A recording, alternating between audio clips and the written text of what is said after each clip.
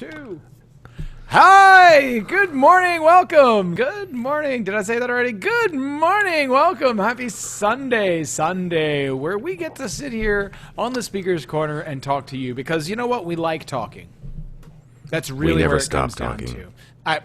Who does stop talking? But why would you have ideas if you couldn't espouse them to others? So Amen. Here is a venue where two individuals will be espousing to you for the next umpteenth hours. It may be fractions, it may be full hours. We'll let you decide. So we'll go ahead and say happy morning as I look at you and say good morning under the shadow of the gold dome of the great state of Georgia. I'm Jeff Wheeler in downtown Atlanta saying good morning, and I'd like to welcome my other co-host this morning, Tom Holm in Woodside, Queens. Say good morning, Tom. Good morning. Are you really like in the shadow of a dome? Do you see a dome? Well, if I look out my window, I should really pull the webcam out. But if you look out my window, you can actually see. That's my window, which is overblown on the thing. Yeah. But if you look out that window, you can actually see the gold dome over top of the Capitol building of Neat. The Georgia Capitol, Neat. state capitol. So there you go. That's a A thing. little bit of geography and Bit of lessons. Geography. So speaking of geography, I'm going to start out with our very first topic, okay? Our very first topic is one of paramount importance. If you ever wanted Armageddon to exist, the movie, right? The first step is you must land something onto a comet or an asteroid. And recently, we as mankind, and really by we I mean the European Union, landed on a rock out in the world that's not a planet. Tom, you got some details on that? Yeah, I mean it's. I wish it was getting more attention because it's pretty awesome. I mean, it got attention, but it got less attention to something that's going to be spoken about further down the list. And I think you know what we're talking about. Another like a crag. another large celestial object. Another celestial object.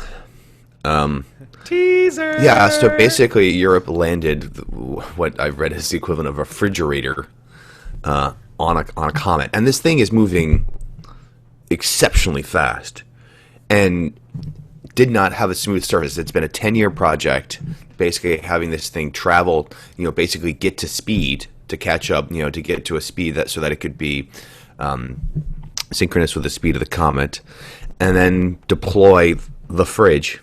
And I'm assuming an adult fridge, not a dorm fridge, Right. and landed on this thing, which it bounced once, which had them really concerned that it hadn't worked. But now they can drill, take samples, send the information on those samples back to the orbiting probe. It's just amazing. Is Steve Buscemi on this fridge so that when they're drilling, he can ride it like a Exactly. If you haven't seen Armageddon, I can't ruin the plot for you because it was ruined when they wrote it. Yeah, that movie's a bit of a wreck. It's a beautiful mess. It is an absolute beautiful, but it is a mess. Every bit of a mess. Yep. Yeah, it's a paycheck film. Hey, you know what? Everybody's got to work, right? Everybody's Yeah, gotta this was, and for those of you, this was Ben Affleck pre Gone Girl, pre him actually being respectable. This was I'm still riding the coattails of Matt Damon and trying to make a game of this. Right. Ben Trying Affleck. to become a thing, and he wasn't a thing at that point. He was not a thing. He was quickly becoming an unthing. Doing this in Pearl Harbor and these types of movies. Geely. The history buff in you just kind of shudders every time. Oh man, someone we could brings talk. up. Oh god, that is the most historically inaccurate film ever. I mean, here's two huge. First off, part of that scene. Part of the movie shows the Japanese bombing a hospital in Hawaii. They didn't bomb a hospital in Hawaii. We bombed a hospital on our retaliation Doolittle raids. But of course, when they show the Doolittle raid, they leave out the fact that we bombed civilian targets in the Doolittle raid. And we certainly did. That movie's just gross on so many levels. I mean, wrapping yourself up in a flag is one thing, but balderizing and bastardizing history to do so is no. I'll have none of that. That's the way our young folks seem to get their history is through movies, right? Yeah. And Twitter. And you know, there's not a whole lot of truth in the retold story. But I guess, you know, 50 years ago, our parents probably got a lot of theirs from their Wild West history from the Western movies that didn't have anything to do with what really happened out there. No.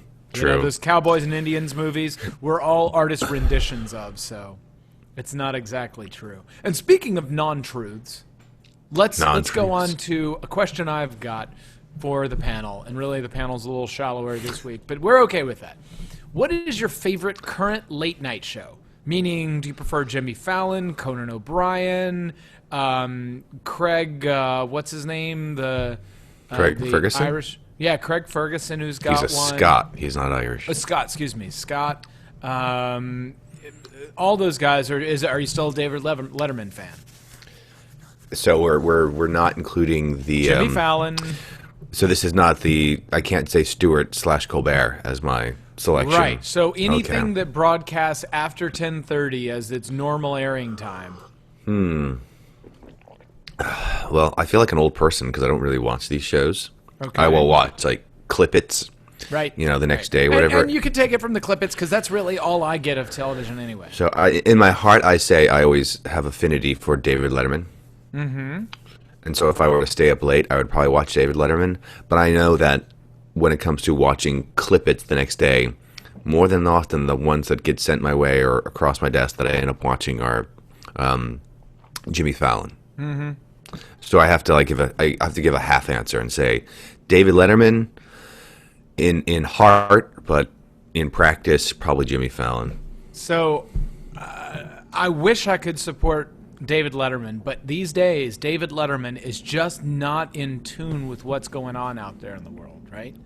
So it's okay if you're 50 and he's just talking about the stuff that's there, but when he tries to do these modern pieces about modern things that are going on, he just kind of feels like that old crotchety guy that isn't really aware or capable and continues to talk through that's why those I like kinds him. of things. Yeah, that's Is that why you like him? Because I'm an old crotchety guy at heart. Yeah, okay.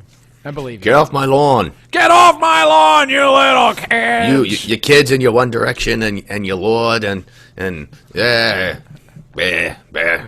I can't believe you.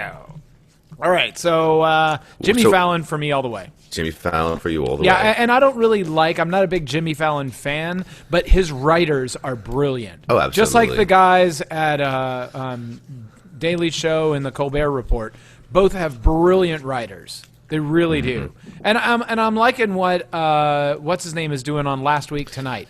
John Oliver. John Oliver is doing on Last Week Tonight. Again, beautiful writing. Yeah, that's actually, I think we may have touched on one of the, John Oliver, there's been some nice articles especially about his show, which has taken the Daily Show Colbert approach, but taken it one step further. And what it's doing is it's what is lacking in major media, which is the long form right. News article where he dedicates 12 to 15 minutes of the show on a single topic to really get deep. And is it comedic? Yes, of course. He's going for the jokes. But sometimes he really... The best example, if you haven't seen, is watch his bit on the Miss America pageant. Mm-hmm. Which obviously most people would do a 2 to 3 minute thing and go for the low hanging fruit. He does that, but then kind of goes, what's up higher in the tree?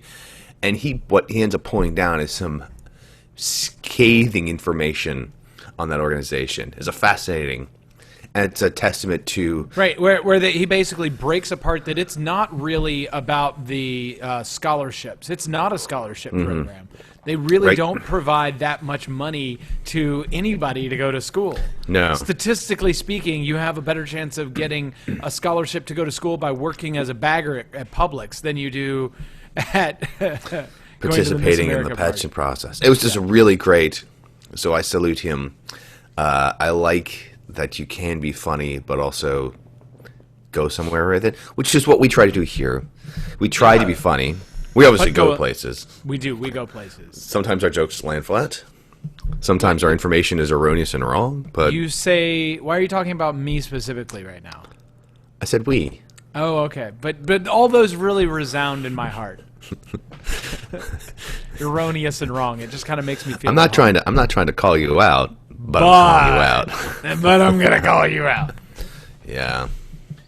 All right. So then I got one other topic I wanted to discuss. I saw a article about a teacher that basically quit their job in LA County because they were in a slasher film when they were in college, right?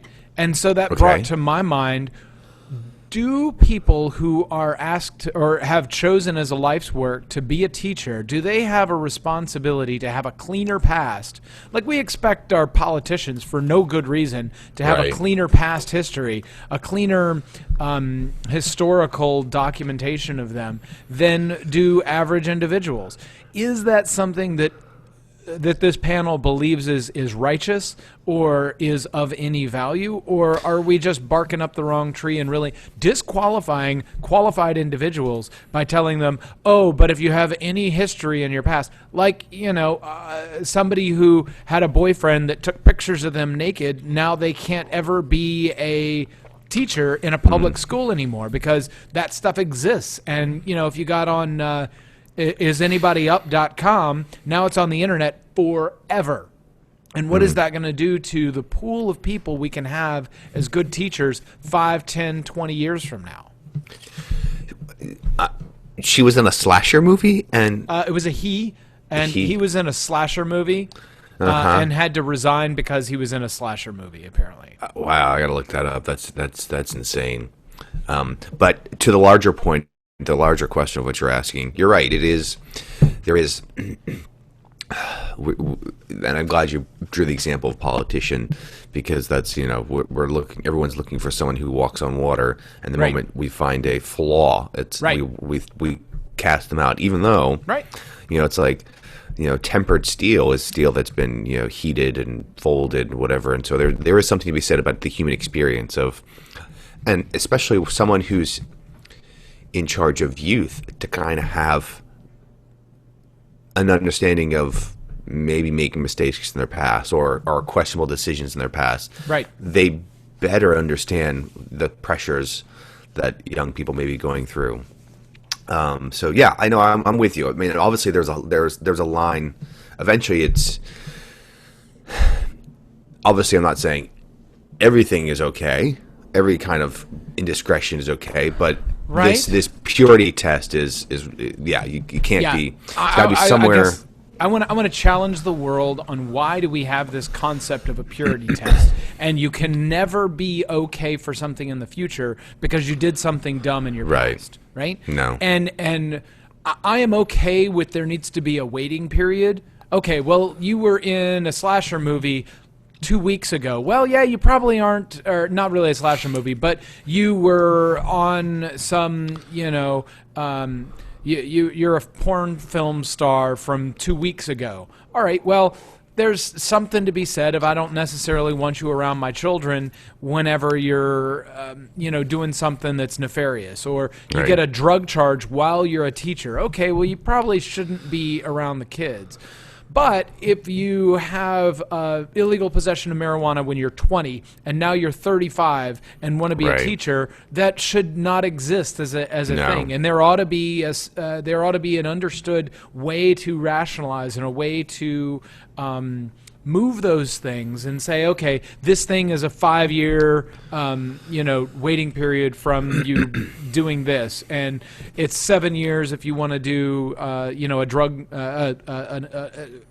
drug offense or whatever. Not that I'm figuring out what the numbers are, but there's a certain period of time where it just kind of drops off and nobody pays attention to that anymore.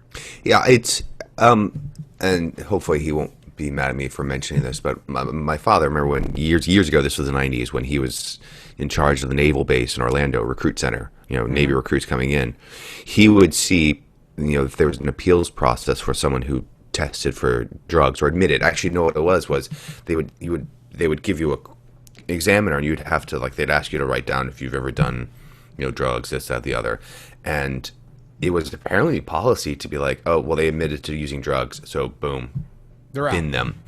And my father would actually listen to the cases of people kind of self-confessing to that, and if the person was like, yeah, I did grass a few times in high school, but that was it, it was like, he was like, all right, fine. If it was someone who was one-off, or it was a period of time that they were doing it, that's Right. different than someone who says, oh yeah, I did it all the time in high school and college, where suddenly it becomes a pattern when it's not the act but the pattern Right. that reveals more. Right. Then that would be the kind of situation where he would be more inclined to say, no, that actually probably is, you're probably not the material that we're looking for right now. Whereas the person who had admitted, mea culpa, he would kind of look at it and go, hey, when we're young, we do things, That's and right. we learn from those things, right. and it makes us better, I think. So, you're right. No, there should a zero tolerance policy Is ignorance. Is ignorant. Yeah. It really is ignorant, and this concept where you take away the ability for an administrator to actually truly administer, to actually be able to make rational decisions and rational discussions about matters of judgment. And if they can't make those, then why do you even have an administrator? Why not run everything through a computer program and not hire that person? Right? Because the reason you're hiring someone is to have that ability to make a rational decision, to be able to have judgment. And if you can't trust somebody's judgment, whether it be a teacher on whether or not this box cutter was really a student trying to threaten his other students, or whether they just happened to work at a grocery store and they left it in their in the bed of their truck at the parking lot, Right. You got to be able to do these things. Yeah. Yeah. Exactly. And You so gotta- I think this falls into that same line, and our media is strong in its ability to overwhelm the rational ability of an individual to make a judgment call. And that is one downside to our media, in my humble opinion. All right, so let's move on to the next Yeah. topic. Absolutely. So there was recently a new Apple device that was released, the iPhone 6 and 6 Plus, and they have joined the Android bandwagon of carrying NFC, or near field communication. And the reason that they added that was for a functionality that Apple is calling Apple Pay. And Apple Pay is a way to Buy utilize apples. your... Okay, you could buy apples at many stores, but it's a way to use this near-field communication, this radio signal, this short-range radio signal, to exchange your credit card information to a vendor. And that has been tried by Google with Google Wallet, by Smart, some other company. What is it? What's the other? I forget the name of the other place. Smart something or other, which used to be called ISIS Wallet, ISIS Wallet. Ooh, bad name. It is now, but they changed the name because it was ISIS Wallet. And when ISIS as a political organization came out, then everybody went, That sucks. Yeah. maybe that wasn't a good idea. Then that no talent asshat Michael Bolton had to come along and ruin my name. Right. Ass clown, not asshat. Okay. It's. I see what the subject's going to be. Soft card. And I wanted soft card. One of the things I wanted to ask was, because I saw someone, I hadn't even thought about this. So someone was like, all right, so we can do our banking by our phone. Uh-huh. We can, walk in and do this. How come we can't vote by our phone? How come we can't? How come we can't vote? Because have you seen the people who run polling places? Have you seen anyone under the age of 55 that is Why- at a polling place that runs it? Then I'm saying you wouldn't have to go to a polling place. Right, If we're right. so But because the confident people who control the collection of votes, right, which is what process you're talking about, is the collection of votes. They barely understand the 1989 touchscreen system by Diebold that they are trying to push into their hands. You have to like carry around a fucking smart card. You got to go and plug it into a machine and then carry it and turn it into somebody. I tell you what, that's 1982 technology. It really is, right? I did my first several years here in New York. We got to use, and I know I've shown Jeff the video of it. The awesome like turning the switches. It was like being in a submarine or something. And then there was a big huge crank that you went. You had to first to set it. You would go turn your knobs. And that felt like voting. I was like, yeah, I just moved machinery. Apparently, really, a friend of mine who was a political activist was like, yeah, those things have a really awful, like missed vote count. Like it's a pretty, even though it's fun, it's not the best way to like have an accurate vote. But yeah, I know. I was just thinking, if you could have, it's just be fascinating because also I was thinking about. Estonia did that, right? Did voting by phone? Well, they did voting via the internet. Because you can have microvotes, Like here's one of the things. Right. Microvotes, like where it's like, okay, we're thinking about this. Let's just poll. It's almost like direct polling. That's right. By the government to be like. But then we're going to end up with a democracy. And do you want a democracy? Yeah, maybe not. Do you truly want a democracy? That's the question I pose to you, Tom. Do you really want a democracy? I'm scared of the demos. You should be. Yeah. Democracy is fucking scary. Yeah. I mean, it's like, oh, do you want to pay more tax this week? No. All right. Well, there you go. Now we're upside down again. Awesome. Yeah. So back to the Apple Pay. Why is it a boon for Google Wallet and Smart Card, the companies and the people who are vendors who actually can benefit greatly from this because the transaction goes through as if it was a debit transaction, which is typically about 10 cents per transaction, as opposed to 2% of the total of the transaction. On average, credit card transactions go for about 2%. Amex a little more, Discover a little more, MasterCard, Visa a little less, but they generally go for about 2%. So if you say you go to Macy's and buy a $100 pair of pants and a shirt, then right now there's $2 that goes to MasterCard and Macy's ends up with $98, and your credit card says $100, right? Yeah. Then if you do that with Apple Pay, now Apple makes 8 cents, the transaction company makes 10 cents, and Macy's ends up getting $99.80 or whatever it is, right? So Macy's makes more money on it, and the consumer. So theoretically, prices could go down if everybody utilizes these systems to do their transactions. Conceivably, price would go down. Conceivably, and there is one person in Walmart that is not using Apple Pay because Apple is trying to utilize the efficiency to turn into more Apple profits. Because they're basically, instead of letting that go down to the 10 cents that it really should be per transaction, they're leaving it at the 2%, and then they're lumping all of the transactions together, sending them to MasterCard, getting a 0.5% transaction fee, and then charging the vendors the same 2%. Right? But Google Wallet is allowing it to be cheaper so that people can do the cheaper. Right? So there's lots of inner workings, but my point to this is that now people know about, because it's in the news, it's in all of these things, and the adoption rate of utilizing NFC is hugely increased, right?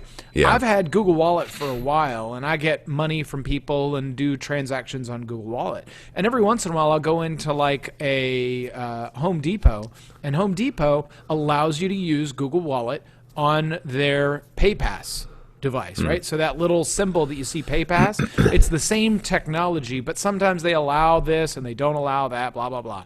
But they allow you to use Google Wallet. So every time I go up there and go, hey, I want to try and pay for this with my phone, they're like, you can do that? Like the clerk is like, you can do that? And I'm like, let's try. So I just put my phone up there, and then it prints out a receipt. And every time that I do it, it seems like the clerk is like, I had no idea you could do that. So it's like a complete surprise to them, which is cool, but So now it's becoming a thing that people see, and the clerks see it, and then, and realistically, it's a more secure way to make a transaction than a mag stripe. And you have to actually have a PIN that you type in on your device and not on their device. Right. That then transacts in a fairly secure manner. So it is a better technology for both involved. But it makes your phone a more obviously valuable device to lose. If you lose it, then somebody could theoretically get access to your credit card transactions and all this kind of stuff. All those people who probably have on their phone a Post-it note with their damn PIN number. Stop it! Yeah. Why? Exactly. I want to go around my office and start ripping up the Post-it notes that they think is casual, but I'm like, I know what that's for. I can totally tell it's probably your bank. Yeah, exactly. Well, you should just log into their bank and do 1 cent transactions to like ridiculous places. Oh man. Speaking of someone who did a little bit more than 1 cent transactions. Yeah. Alibaba, which is the big internet heavyweight out of China. It's basically everything rolled up together. It's eBay, it's Amazon, it's what else is rolled up into Alibaba? I mean, it is, but it's really a source if you want to get directly to manufacturers for people who are making larger pieces, as well as it's the Amazon to get your widget for the cheapest price, as well as it is somebody who can resell things that already exist, like you do on eBay. It's trying to vertically integrate all transactions because the problem in China seems to be that nobody trusts anybody else, right? Because everybody's trying to pull one over on the other, right? Yeah. So the Alibaba said, all right, well, we'll just accept that everybody is non-trustworthy, and we will be the only thing that is trustworthy, and then we will have interactions with all these different places, and everybody will have a transaction with us, and then we'll go back out to the other person. So they have this interesting system of how your money is transacted, where you pay Alibaba. Alibaba holds on to the money until the person sends you the stuff across the way, and then you verify that it's there. Then that releases your money to the supplier of goods, which is kind of cool, but they end So up it acts like an getting to escrow? hold on. It's an escrow? Right, they get to escrow. But that means that Alibaba gets a huge float on a huge amount of money, so they don't even have to hold on to transaction fees. All they do is just hold on to the million or $1 billion in for the 3 days over it and get 1.5% on their money for just holding on to the money for 3 days. Rinse, repeat, make buku bucks. It's brilliant. Brilliance and simplicity. Yeah. So another brilliant thing they do is Alibaba does, it's their big sale day is Singles Day, which is a day which was kind of, I guess, wistfully in the past was kind of for, the large number of men who are without a partner, or people without a partner, women. I should say. And women. People, the partner. And it's on the 11th of November, because apparently 11 looks like 2 bear sticks. No, it's because it's all ones. All ones. Thank you. It's all ones. 11/11. Right. 11/11. So it's bear sticks, and so they've made it a day to basically buy stuff. Are you buying stuff for others or buying stuff for yourself? Celebrate the fact that you are single. Celebrate the fact that you are single by consuming, right? And by buying yourself something nice. It makes Labor Day sales, Memorial Day sales, Black Friday, which we'll be talking about in a few moments, look like a pittance because they're bringing in a sick amount of money. How many was it? It was 90 some odd billion. Yeah, in the first 2 hours, they beat all major U.S. sales holidays, which is like Cyber Monday and Black Friday, and all of their sales figures all put together. It was some ridiculous amount. Oh my God! I just flipped my fingernail back. That hurt a lot. Ooh.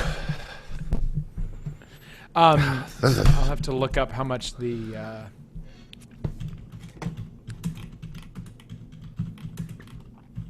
This is great television as we all Google. Yeah, as we're all like looking up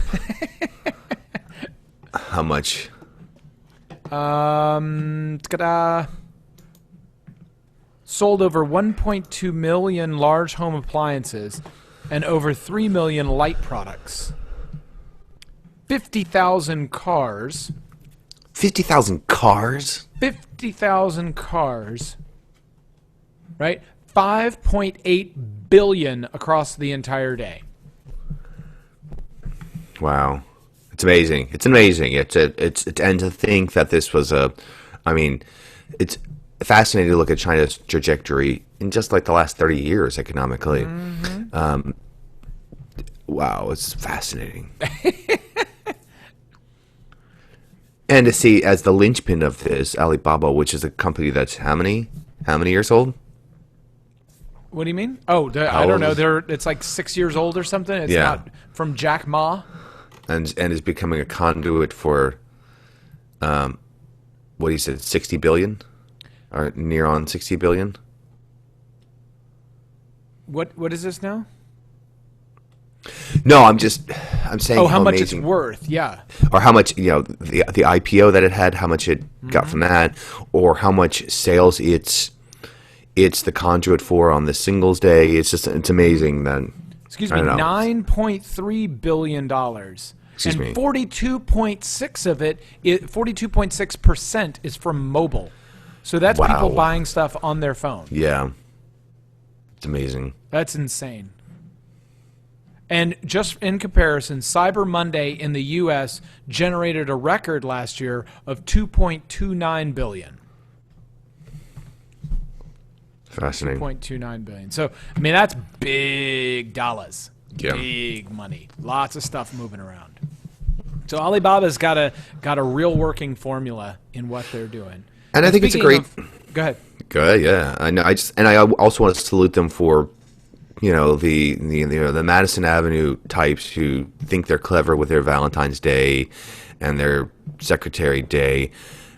How come no one ever thought of Singles Day here? And you know what? Treat yourself. That's right. That's right. Go out and celebrate being single. Yep. Fascinating.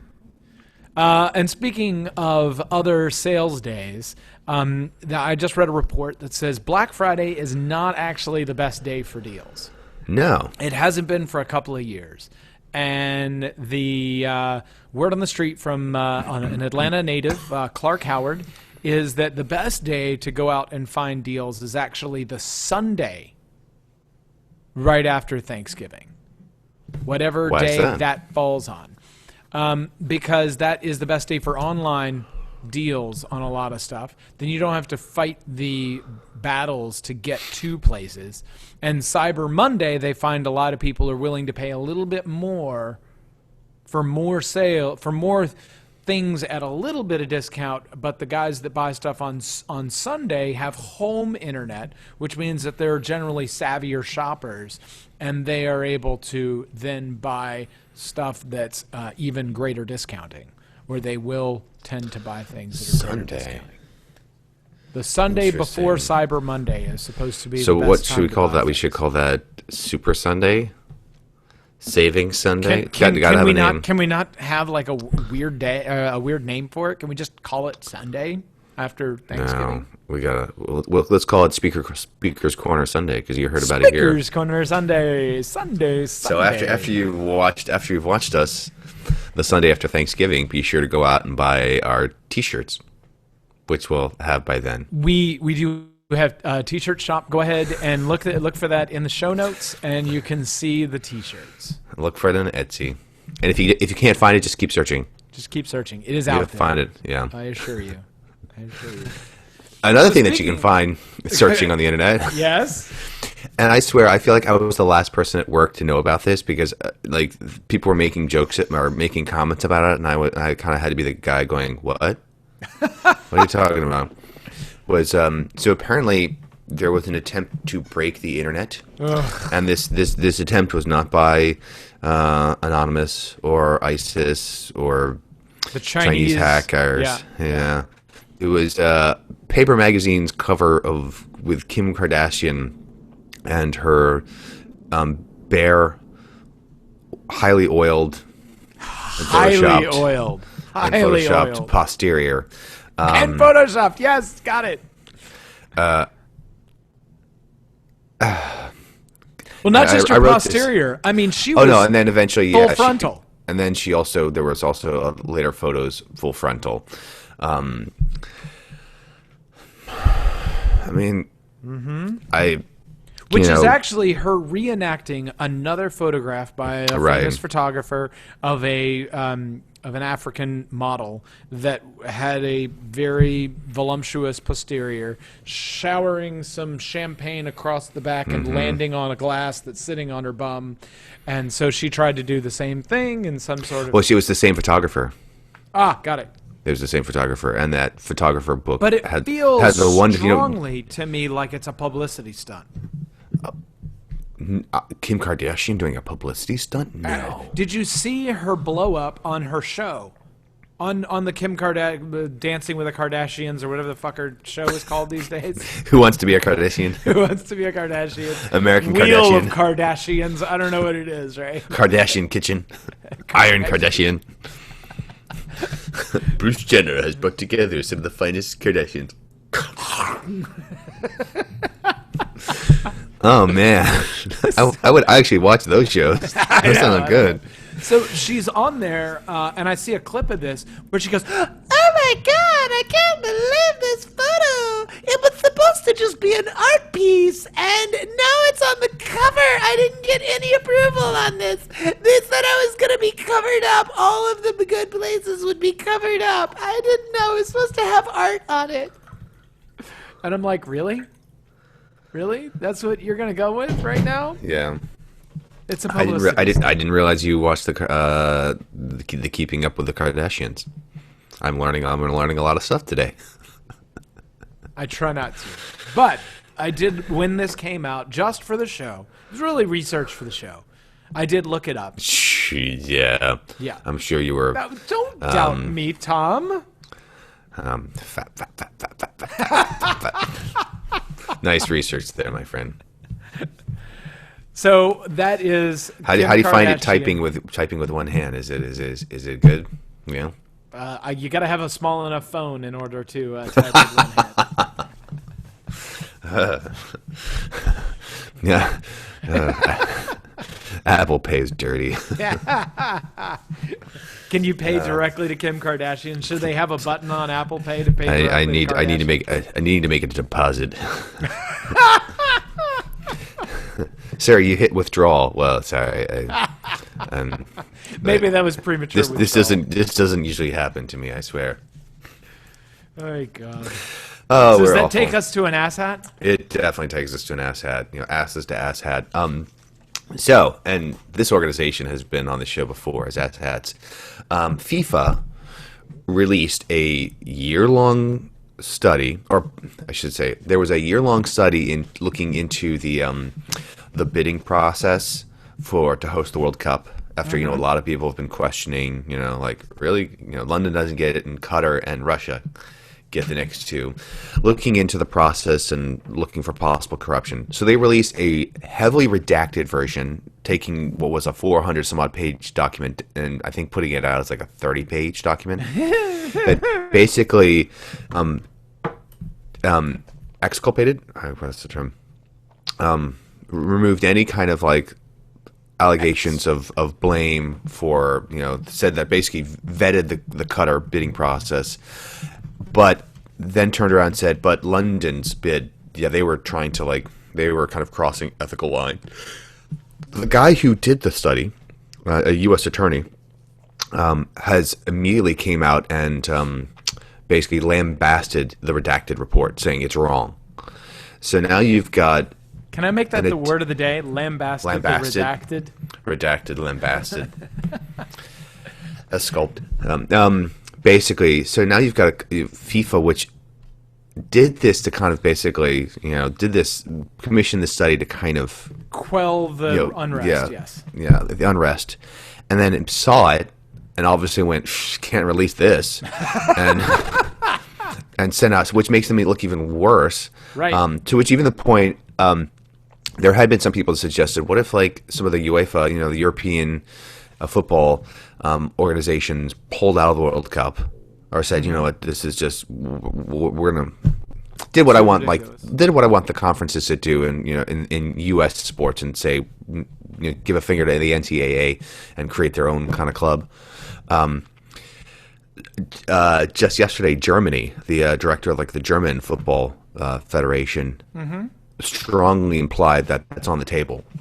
Wow. Of saying, yeah, we just might, because this is just it's disgusting. It's corruption of the highest level in sport, something that's supposed to be as pure as it gets in life. And already it's backroom dealing from the get go. Right. So FIFA, you're my ass out of the week, as you have been before. So sad. Yet you have so much capability to be so wonderful. So wonderful. And I'd like to say that our sponsor this week is Taylor Swift's new album, 1989, because she's sponsoring everything. Everything. Yeah, she's Am gonna I be our the only one spokesperson. who's noticed that Taylor Swift's album seems to be as a sponsor of just about everything? Oh man, you just gotta shake it off. Just shake it off. Ah, I did it. I went there. I see what you did there, and it's not pretty. It's not pretty. But we are pretty right here. Just Yes. go ahead and shake it off. Shake it off. Yeah. Well, So that's does that what wrap I've up a got week? for this week. Do you have any Great. other topics you'd love to discuss? No, I'm feeling good about where we went.